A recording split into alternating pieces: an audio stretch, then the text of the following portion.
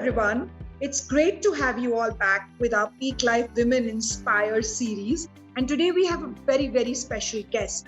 We have Captain Zoya Sapra with us. Zoya is a person who has actually achieved everything through sheer grit and determination. She had a dream when she was at the age of 8, and now she is actually achieving and living that dream. She has broken all stereotypes and made history. From sitting on her terrace and tracing and looking at the aircraft to being in the cockpit and actually flying really difficult routes over the North Pole. Captain Zoya is a go-getter, a woman who is fearless in the pursuit of her goals, ambitious, and she literally flies high. So, Captain Zoya, thank you so much for being on our Women Inspire series and for accepting the award as the Women Inspire Achiever. So tell us, Zoya, tell us something about your journey from being, aspiring to become a pilot to actually becoming one. The journey was an amazing one. It was a long one and a challenging one as well. But, when you climb the top of the Mount Everest and you face a bunch of challenges along the way, then the view from there is something else. So I think anything you want to pursue in life and you kind of go after it with all your determination and passion, and when you achieve it, it's a different feeling. So now, in fact, I say view from top of the world, I've replaced it to view from top of the North Pole. That is completely different. So I think it was a great journey, and with the blessings of the Almighty and my parents, and of course it was fueled by determination from that 8-year-old fiery Zoya who still lives it within me, and every day she guides me every single day. So it was an amazing journey which I'm truly thankful for. So tell us something more about how did you go about this whole process?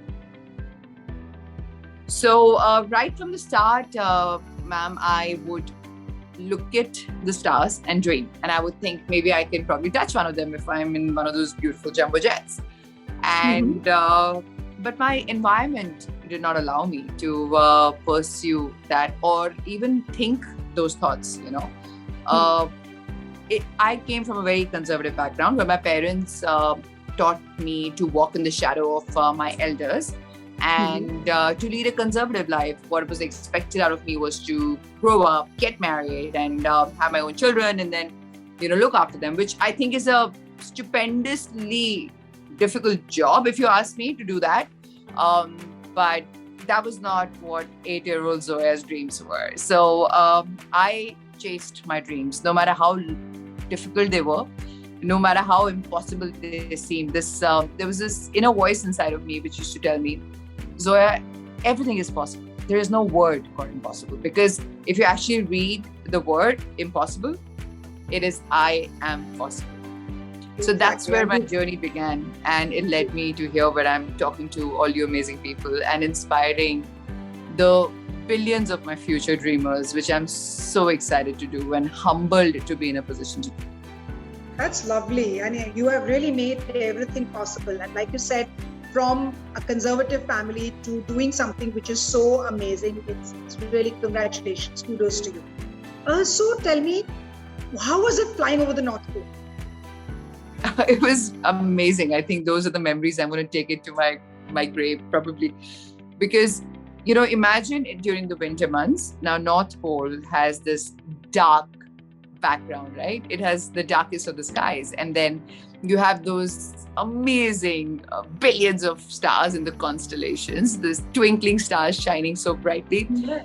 And then that is masked with the brightness of northern lights, the aurora borealis, which is very, very typical of the poles. So that view was something else, which we don't see ever. And I think that view is something which is going to go down with me till my grave. And of course, we got to make a world record flying in all women's flight crew, one of the world's longest flights, connecting the two Silicon Valleys, and fulfilling the dreams of our government and everybody was so supportive. All our passengers knew we were turning a whole new leaf in the Indian aviation history and world aviation history, not just Indian aviation. And it was an amazing feeling, and especially when we landed in Bengaluru also, we had this amazing welcome. And I remember when I was parking the airplane, there were like so many cameras being focused at us, just parking the airplane. You know, these are such special moments, the clapping that I heard when I landed in Bengaluru. And, you know, the kind of feedback I got from my passengers. You know, we have these feedback forms on board our flights where the passengers would write something, whatever they feel like.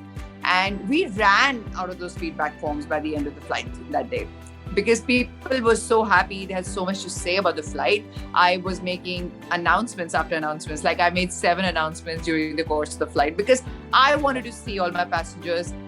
Whatever I was seeing, I wanted them to see that. So it was an amazing flight, you know, just to jot it down in one word: magical. Wow. Wow. So tell me, what is it that you love the most about being a pilot? Oh my God. I am a kid in Candyland. I mean, even now when I don my uniform, it's Captain Zoya after that. And my perspective changes. Then, you know, I'm a different person. And when I reach the airport, there's so many of those young 8-year-old Zoyas who are looking at me, who think maybe one day I'll be like her, you know. So right from there, and there's so many parents who come to me and then tell me, I want my children to become like you. I mean, that is such an amazing thought, you know. That's such an amazing feeling when somebody tells you that. I think there's no greater honor in this world to kind of hear that they want their children to become like you. And then, you know, it's the office with constantly changing views to our amazing, you know, environment of work where things are so dynamic. Like no 2 days are the same, no 2 flights are the same, no 2 seconds are the same.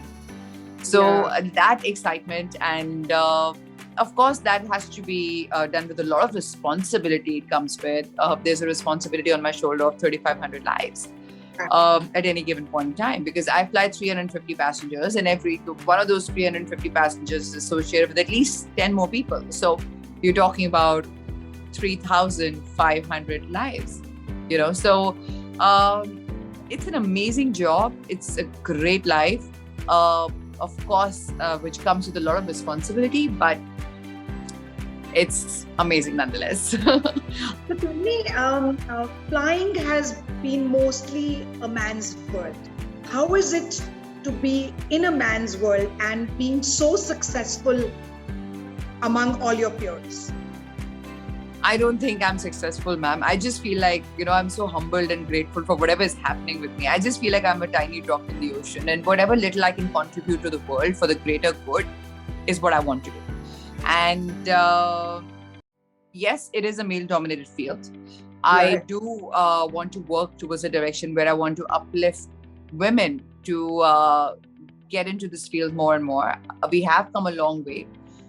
India is sitting at 12.4% of women in this field, which is a lot more considering from my time when there were only a handful of girl pilots. Right, that's true. But we have still to make ginormous changes across the world, because we are still sitting at just 5%.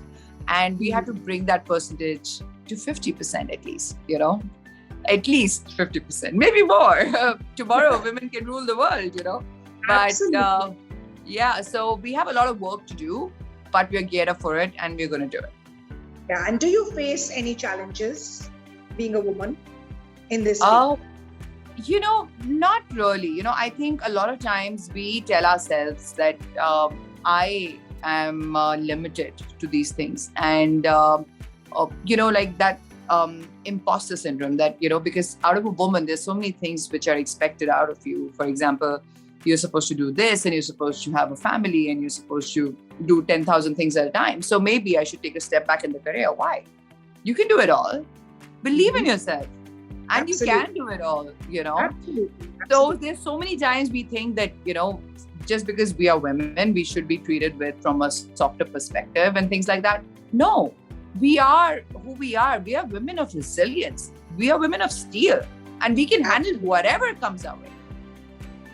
Absolutely. That is so inspiring. And like you said, when people come and tell you, little kids come and tell you that they want to be like you, it must be such a beautiful feeling. And to be able to inspire so many people is fantastic. So tell me your entire journey. What are the learnings and the fears that you have overcome over these years? Okay, so my journey has been the one where I have faced a lot of challenges. And I think I am what I am today because I have overcome them. Nothing has come to me on a platter.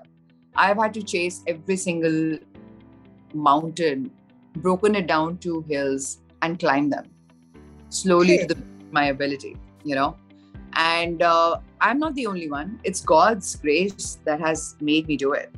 But that 8-year-old's inner voice that was always present inside of me, which continues to guide me even now, was the guiding light for me. So, I think my life is something that I'm truly grateful for, because wherever I have reached, I am today on a platform where I can inspire so many women of tomorrow. And for me, it's not about where I've reached. For me, it's about what I can do. How can I improve the world? And this is what I want to do. I want to bring up my future dreamers. I want to uplift them. And I want to, bring them to a point where they can believe in themselves and say, I am possible. Very nice. Very nice. So what is one piece of advice you would like to give to people who want to aspire to be like you? Like I said, I'm just a tiny drop in the ocean. Behind me, there are so many of my team members, my amazing colleagues, who are working tirelessly. I'm just probably representing all of them and talking to you all amazing people. But I just feel that anybody who wants to overcome challenges in life, in order to define success, what is success? It is relative. For me, the definition of success is to be able to follow your dreams, to be able to do justice to your dreams. Because if you're going to follow whatever you truly, really want, you're going to be passionate about it. And when you're passionate about certain things, you make this world a better place. So I feel that if you can do that, to follow your dreams truly and not give up, no matter whatever your scenario is around you, that is something that I would want every single person to do. So Zoya, if you had not been a pilot, what do you think you would have been? My mom wanted me to get married and have children, and that's it. But I think she does. She has a different approach towards that now. I'm sure she must be so proud of you now. I'm so passionate about whatever I want to do that the option B is not there. Like in aviation for us, it's always decision has to be the correct one. So for me, that option had to be that one. And I used to tell my parents, I want to become a pilot or a prime minister.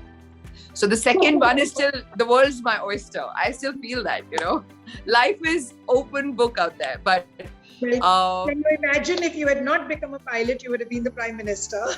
No, but there's no stopping even now. Well,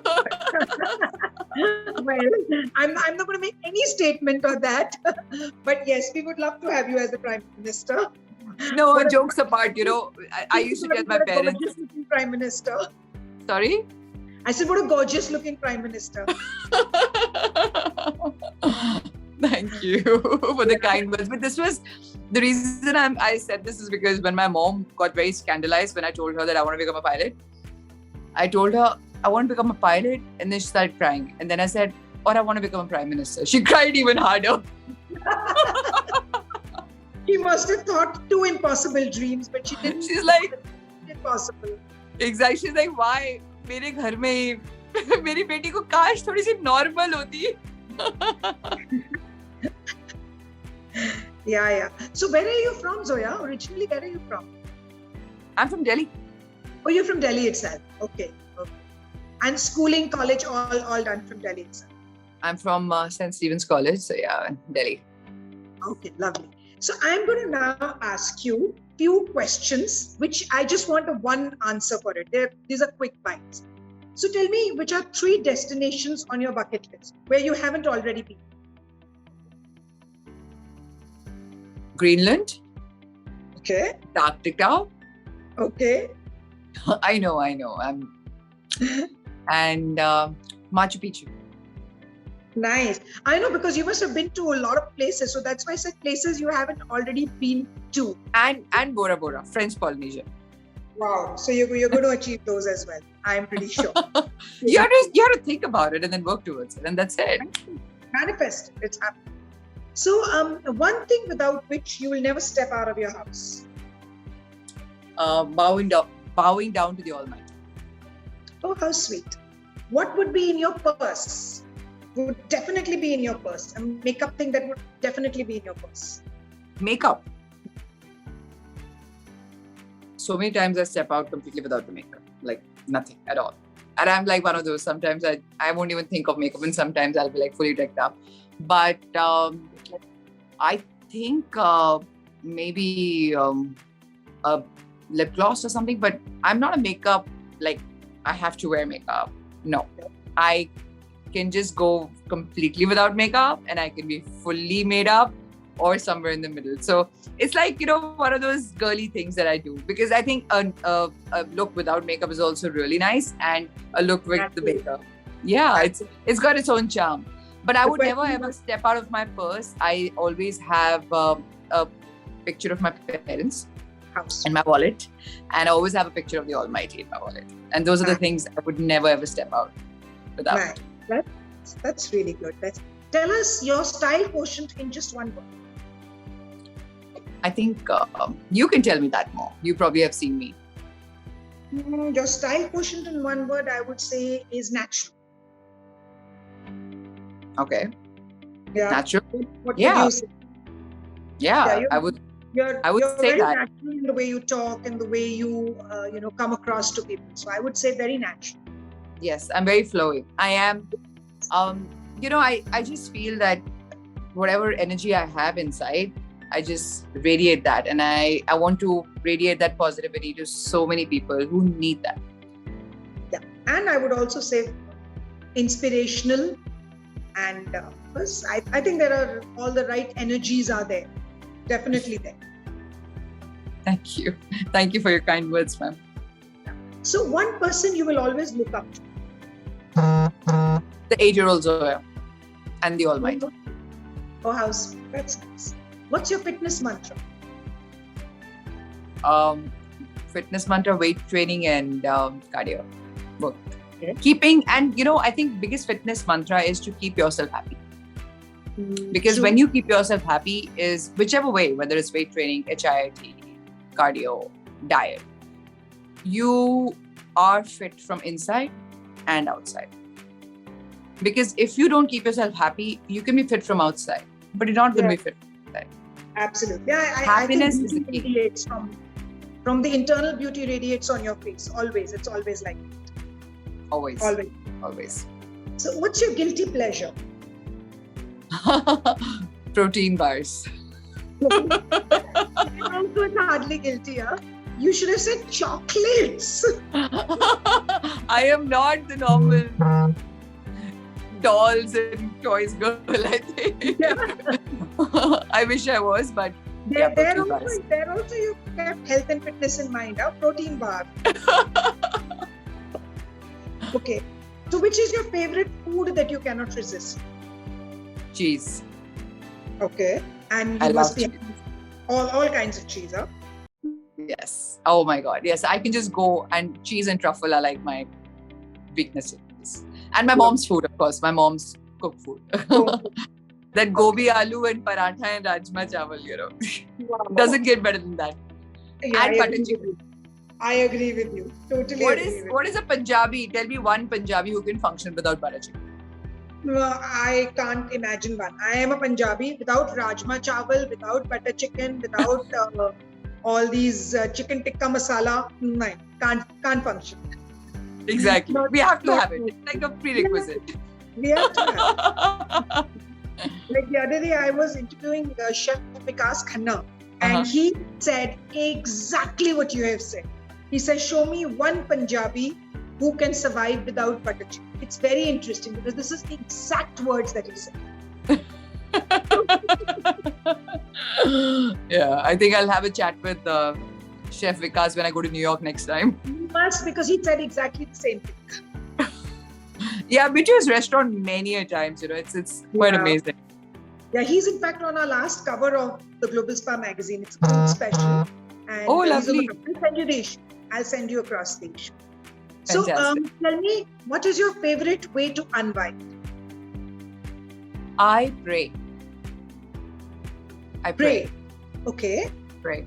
Yeah, I pray, and that makes me completely relaxed, because I think when you transfer your energies and to the Almighty and you surrender, you get so much of positivity back to be able to radiate on to the world. Wow, you're obviously a very spiritual person. That's nice. That's very nice. That's actually what keeps you grounded, I guess. I feel, I have a very different perspective of things. I feel that this life is a blessing. Like every breath is a blessing. The moment we start, understanding that nothing belongs to us is where the life begins, truly. Because actually, if you think anything belongs to us, except this very breath is also the gift by the Almighty. True. So just live it, do your best, do your bit for the world, and take it forward from there. That's fantastic. That's a very good way to live. And my next question you've already answered. That is a mantra you live by, and you've already yes. Yeah. See, I kind of read your mind. Yes, exactly. So what is your source of motivation? My source of motivation is, after this flight, especially, I've seen so many girls and even boys, who had lost hope in their lives. And, I read their DMs and they tell me, I had given up hope in my life. And when I look at you, I want to become like you. I want to pick up my pieces and I want to be you. That's when I really, truly feel that they are my motivation, because they push me to do more. I want to spread that message. If I can do it, so can you. Right. The world is your oyster. Just go for it. Wow, that's really nice. That's really nice. So what's next for Zoya now? I want to see women being empowered enough to celebrate a International Men's Day. I want to have 50-50% of women in every career. I want an equal world. And that is what I'm aiming for. Nice. Anything you would like to share with our audience about what makes a person reach the peak of their career? Your focus, your passion, and just chasing it. Just go for it. Whatever you want in life. Don't give up. Don't look left. Don't look right. You know how a horse wears that thing where they can't really look left or right? Mm-hmm. Just wear that equipment, blinkers, I think, whatever it's called, and focus and go for it. Because life is too short to follow the dreams which are not yours. Follow your own dreams. Make your own path. If you truly want it, you will achieve it. Just continue working hard towards your goal. And the world's your oyster. And there is nothing which is impossible. Because even if you read the word, like I was telling you earlier, it's I am possible. Yeah, that's obviously your favorite term. And it gels well with you as well. So Zoya, it's been really great chatting with you. And I have to say that you are so inspiring at such a young age. And I'm sure you're inspiring a lot of the young girls to try and emulate you and be like you. And we couldn't have chosen a better PeakLife Women Inspire personality. And I'm really looking forward to having you with us when we do the awards and meeting you personally. Absolutely. It'll be my honor and a privilege. Thank you so much, Parineeta. Thank you, Zoya. Thank you.